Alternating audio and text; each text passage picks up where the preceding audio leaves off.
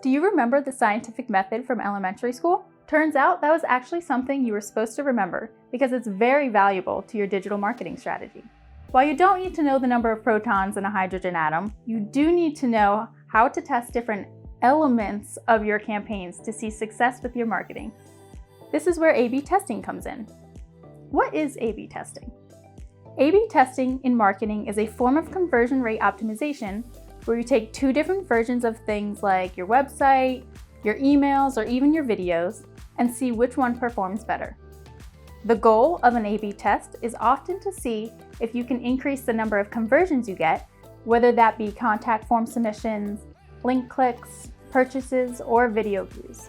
After a set period of time, which I will go over in a bit, you declare a test winner and serve that version of your website, email, video, etc. to your audience permanently, or until you decide to run another test. The data you gather from an A/B test is pretty valuable because it can help determine what you do in future campaigns. If something worked very well or didn't work at all, you have a better idea of what your audience likes and can replicate whatever you did on a larger scale. So why use A/B testing? I really want you to know how valuable test results can be. Say 10,000 people visit a contact page on your website every month, but only about 1% actually fills out your form. That means 100 people out of 10,000 site visitors contact you. You decide to run an A/B test and make some changes to your page layout. Maybe your old page had the form below a block of text, so your test page includes the form above the block of text. At the end of your experiment, you see that the test page with the form above the text had a conversion rate of 3%. Conversion rate meaning the percentage of people who saw the form and filled it out. That means over a 1-month period, assuming your page still gets 10,000 visitors, you can get 300 people to contact you instead of the original 100. That 2% difference is actually a 200% increase in contact form submissions. A little change can mean a lot in revenue for your business. If you're not A/B testing, you're missing out on significant opportunities to grow your business. What things can you A/B test? You have plenty of options when you're ready to start testing your marketing efforts. You can test most elements on your site to see which resonates better with your audience. So maybe you want to see if one image on a landing page works better than another. You can do this with a few different tools. Google Optimize, Optimizely, and Visual Website Optimizer all allow you to run A/B tests on your site. So check them out to see which platform is right for you. Email marketing A/B testing. If you send emails to your audience, you can test those too. With a platform like WebFX, you can test different subject lines, images, layout, call to actions, and more. You'll want to track metrics like open rate and click rate to determine which version of your email drives better results. Video A/B testing. If you use a video hosting tool like Wistia, you can directly A/B test your videos. You can try different introductions, maybe different graphics, music, thumbnails. Just remember that if you want to test video content, you have to plan ahead when shooting. Testing 2 video intros means you need to create and shoot 2 intros. Facebook also offers some cool video testing options. You can upload different versions of your videos and choose different success metrics to track, like video views, link clicks, and reactions. While you can't A/B test on every video hosting platform, I'm looking at you, YouTube, you can use other non-video focused tools to get results. You can test different elements of your videos by embedding them on your website or linking to them in your emails and using the tools I mentioned earlier.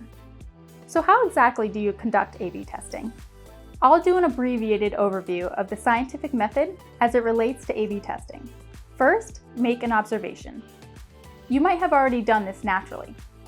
This can be something like, hey, not a lot of people are filling out contact forms on my website. You don't always have to have a problem to run an A/B test, but addressing low performance areas of your marketing should be a priority. Sometimes you can add to your success by trying new things, but fix what needs fixing first. Once you've made your observation, ask a question. If your observation was that your contact forms have a low conversion rate, your question will be something like, why aren't people filling out my contact forms? So after you have a question, come up with a possible solution, also known as a hypothesis. Here's an example. If people aren't filling out your contact forms, then there are too many fields in your form, or something like that. Then, make predictions. So based on your hypothesis, you can predict that removing one field from your form will improve your conversion rate. So you remove one field from your form. For your test, you'll take the A element and test it against the B element. In the form example, you take the original form and see how it performs against the shortened form on your website. It's crucial that you test one thing at a time. So if you're adjusting your form fields, don't also switch the new form's location or change your page design. This will make it harder for you to determine what went right or wrong. If you want to test multiple elements, start with something like a form field. Once that test is over, move to the form's location. After that test, you can try a new design. Take it one step at a time. After your test is over, look at the data. If more people filled out the shorter form, then that's the one you'll want to keep on your site. You can repeat this test as many times as you need to see better results across your website. There's a chance the results of your A/B test will surprise you, and that's okay. Just because your results don't match your predictions doesn't mean you failed. If your original form did better than the test form, then you know the length of the form isn't the problem. You've ruled something out, so you can continue looking for the right solution. So how long should you run an A/B test? There's not really one set amount of time for an A/B test, and this length of time can vary depending on what you're testing and which platforms you're using. An email or social media test can return significant results within a few hours. If your website gets a ton of visitors, you might get a lot of data very quickly. If you don't get a ton of traffic, video views, or whatever else you're testing, you might need to wait a bit longer for results to roll in. I'll leave you with a few tips for A/B testing. I'm repeating myself here, but only test one element at a time. Too many changes can make it hard to understand what people liked or didn't like. Also, another reminder from before. You don't just have to test broken things. A successful video may perform even better with a new thumbnail, or a popular page may become even more popular with a different call to action. Don't be afraid to take risks. You can always stop the test and go back to normal if the results aren't panning out. You can learn a lot from success and failure. And that's it! Now go and use your renewed knowledge of the scientific method to see better results within your digital marketing strategy. If you want to keep learning about A/B testing, conversion rate optimization, and all things digital marketing, subscribe to our YouTube channel and our Revenue Weekly newsletter. Thanks for watching!